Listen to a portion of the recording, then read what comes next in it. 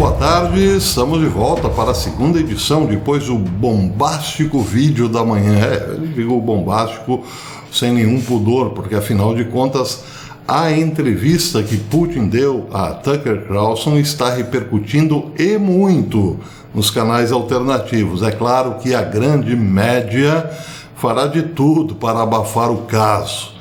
Mas as palavras de Putin, ainda que ditas de modo calmo, tranquilo, pausado, são explosivas, principalmente no que diz respeito à sua relação com Donald Trump. Bem, eu havia prometido para o vídeo da tarde falar sobre um assunto muito sério que fugiria ao controle até mesmo de Vladimir Putin. O fato de estar acontecendo agora uma troca de armas nucleares no mercado negro. Bem, eu não estou provando nem dizendo o que está acontecendo, é o que estão suspeitando devido ao comércio que já foi criado, ao comércio ilegal de arsenais nucleares que fora criado no começo dos anos 2000. Em 2004, propriamente, é que o escândalo veio à tona. Bem, como é um assunto longo, eu deixarei para uma live, provavelmente no final da semana.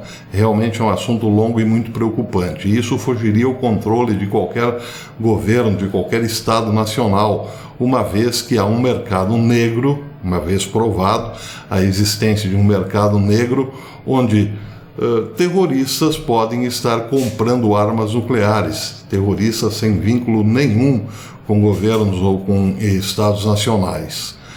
Bem, tudo começou, claro, com o Paquistão, mas isso eu vou deixar, como disse, para uma live. Eu vou voltar à questão do discurso, ou melhor, da entrevista de Vladimir Putin a Tucker Carlson. Uma das frases mais impactantes da sua entrevista é em relação a Donald Trump. Putin disse que, uma vez que Trump vença, no dia seguinte estaria estabelecida novamente uma relação entre ambos, uma linha direta, principalmente para discutir a questão da Ucrânia.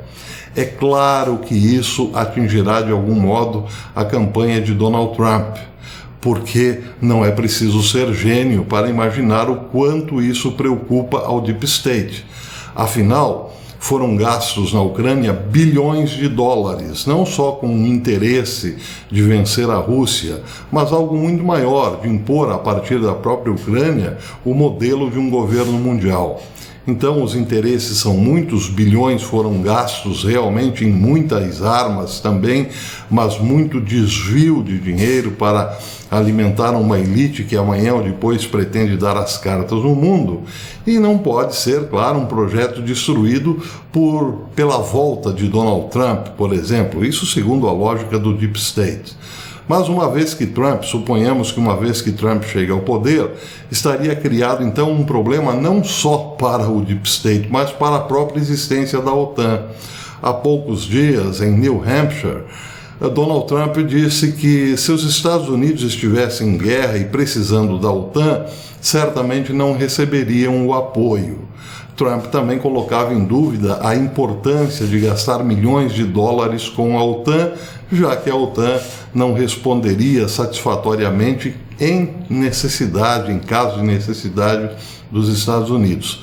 Aquilo era, sim, efetivamente uma dica para o que pode ser o rearranjo da geopolítica se ele vencer. E hoje, depois do discurso de Putin, sabemos o que isso implica. Trump, uma vez vencendo, poderia, em tese, abrir uma linha direta com Putin para negar à Ucrânia a inserção na OTAN. Mas isso não seria tudo. Putin receberia a Ucrânia, por assim dizer, como um presente de Donald Trump, uma vez que os Estados Unidos se retirassem da OTAN. Isso em teoria, claro. Por outro lado, Putin também teria que abrir mão das pretensões do Irã, como uma forma de compensar Donald Trump. Explico. Donald Trump, voltando ao poder, voltaria também um acordo de Abraão, que significaria, em tese ou em teoria, uma união entre Israel e os países árabes. Atenção, eu não disse países muçulmanos, não falei de persas, refiro-me apenas aos países árabes. O sonho de Trump e muitos entre árabes e judeus seria sim uma aliança, um mercado comum entre Israel e países árabes, sobretudo a Arábia Saudita. Bem, é contra isso que o Irã está lutando desde que Trump, ou melhor, desde que Biden chegou ao poder.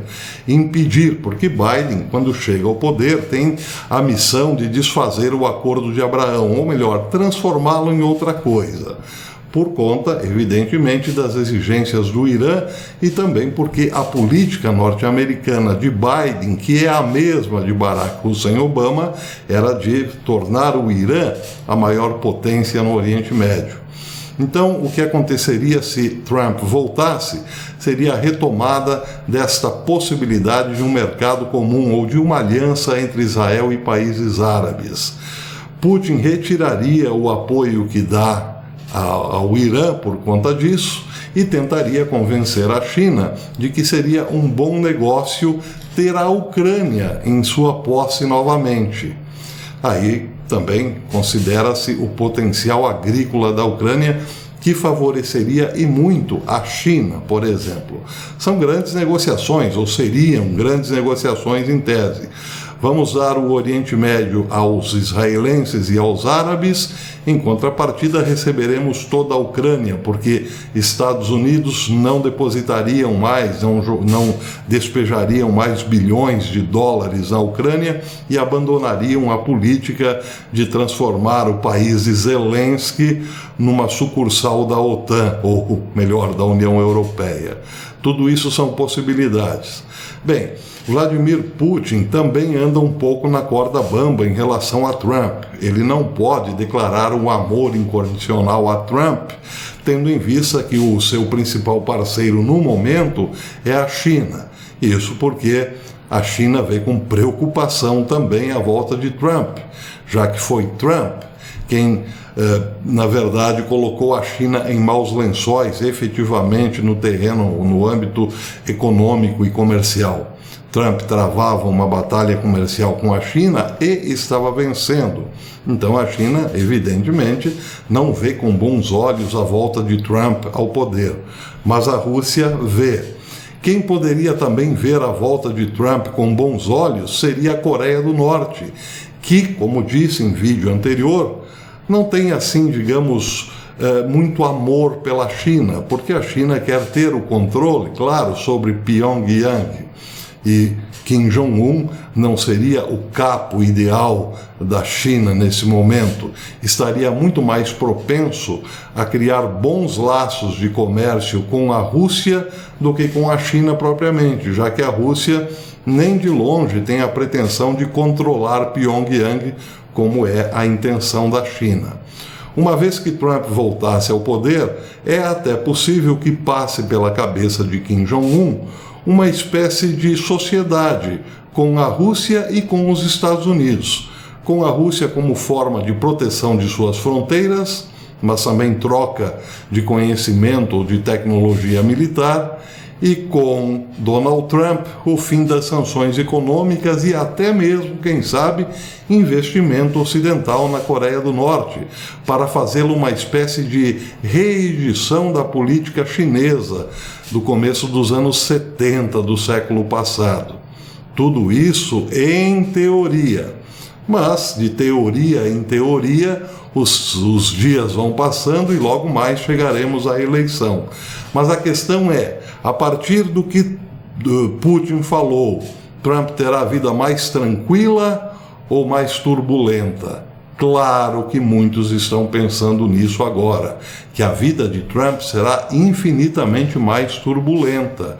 Tem gente até dizendo que ele não chega vivo, literalmente, existencialmente falando, até as próximas eleições ou as próximas eleições. Biden também não chegará vivo, porque afinal trata-se aí de um cadáver político. A questão de Trump é bem mais séria. Se ele não chegar vivo, é porque o seu CPF foi cancelado. Existe, como disse, muitos interesses em jogo. Então a cruzada contra Donald Trump, claro, será muito maior a partir do que disse Putin. Bem, então é basicamente esse o imbróglio desta frase de Putin. Teremos um canal, um canal de comunicação direto com a Casa Branca ou com o Trump, se ele vencer. Estará em jogo a vida da OTAN, da própria Ucrânia, claro, e uma possibilidade do Irã ter que diminuir o seu topete. E aí entra algo curioso. O Irã sempre foi a menina dos olhos de Barack Hussein Obama e estaria, nesse momento, torcendo ferozmente pela vitória de Biden, apesar de dizer que os Estados Unidos são o grande Satã. Grande Satã, mas Biden é aquele camaradão que vê as suas bases sendo atacadas e cria uma novela, vamos retalhar. Sim, de fato está retalhando, está dando um tiro aqui, outro acolá, mas nada que implique numa severa repreensão ao Irã. É tudo um grande teatro com Biden na presidência. Com Trump, claro, tudo isso mudaria. Agora, o mais interessante seria imaginar uma aliança entre Donald Trump e Vladimir Putin. Se isso acontecer, bem, quem poderá ir contra, não é mesmo? A China, talvez? Não, a China não encararia um inimigo tão grande. Xi Jinping teria que continuar na moita em relação a um possível namoro, noivado e casamento entre Rússia e Estados Unidos do retorno de Trump, se isso de fato acontecer. Em relação à OTAN, as coisas estão realmente complicadas, porque vejam só, uma matéria publicada no Great Game India, de 5 de fevereiro, dizia o seguinte, ou melhor, a matéria de ontem. Um relatório indica que a Holanda, a Alemanha e a Polônia assinaram um acordo para criar um corredor militar. A ministra da Defesa holandesa, Kajsa Ollongh, confirmou isso em uma postagem recente. De acordo com a ministra holandesa, uma declaração sobre o estabelecimento de um corredor militar para a transferência de equipamento militar foi assinada pelos Países Baixos, Alemanha e Polônia. Ela disse: precisamos de um Schengen militar para movimentar pessoas e material militar de forma mais rápida e eficiente. Isso tornará a Europa mais forte. Demos um passo importante. Polônia, Alemanha e Holanda assinaram uma declaração para alcançar um corredor militar, escreveu ela no X. Bem, aqui é preciso fazer um esclarecimento, uma nota de rodapé sobre o que é o corredor ou o espaço Schengen.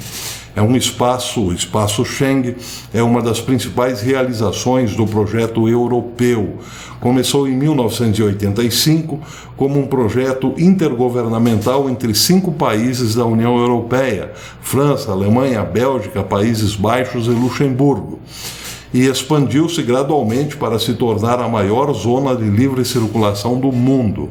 Schengen é o nome de uma pequena aldeia de Luxemburgo, na fronteira com a Alemanha e a França, onde o Acordo de Schengen e a Convenção de Schengen foram assinados em 1985 e depois reassinados, se esse termo vale, em 1990, respectivamente.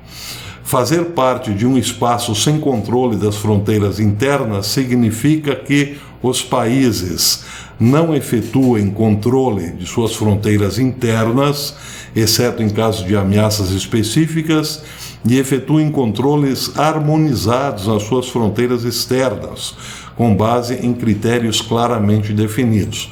Ou seja, nesse caso, neste conflito entre Ucrânia e Rússia, que se estenderá, ou se estender para a OTAN, significa, em linhas gerais, que os Países Baixos, leia-se aqui a Holanda, Polônia e Alemanha, seriam, militarmente falando, um país só. Então a matéria termina dizendo o seguinte: Segundo o artigo, estão atualmente em curso discussões para estabelecer vários corredores militares em toda a Europa. Os líderes dos Estados-membros da OTAN têm tentado isso há muito tempo, ou seja, estabelecer uma contraparte militar para a zona Schengen. Se de fato esses corredores unirem determinados países numa união militar, ou melhor, numa aliança militar, é claro que podemos falar aqui em termos de um só bloco, um só país, literalmente falando, por conta desses corredores. A matéria termina dizendo que, segundo o relatório, existe agora muita documentação associada aos exercícios transfronteiriços da OTAN, que podem ser muito importantes no caso de um cenário militar. Segundo relatos, a complexidade que rodeia os regulamentos que regem a partilha de equipamentos entre as Forças Armadas e as nações também deixou a aliança insatisfeita. Em teoria, temos o seguinte: se Vladimir Putin move-se em direção a uma possível futura aliança com os Estados Unidos para, digamos, desfazer a importância da OTAN e terminar com a guerra na Ucrânia, a OTAN, por sua vez, corre contra o tempo para criar blocos, como se fossem um único país, para então entrar num atrito, num confronto direto com a Rússia. Nesse caso, a linha de frente seria a Polônia, só que a Polônia não seria mais só a Polônia, seria também a Alemanha e a Holanda, o que daria a Putin, por exemplo, em caso de guerra, o direito, por assim dizer, de atacar tanto a Alemanha quanto a Holanda, sem falar, evidentemente, da Polônia, que seria então considerada uma espécie de bucha de canhão ou linha de frente, por assim dizer. Então, esse é o cenário. Não é à toa que é explosiva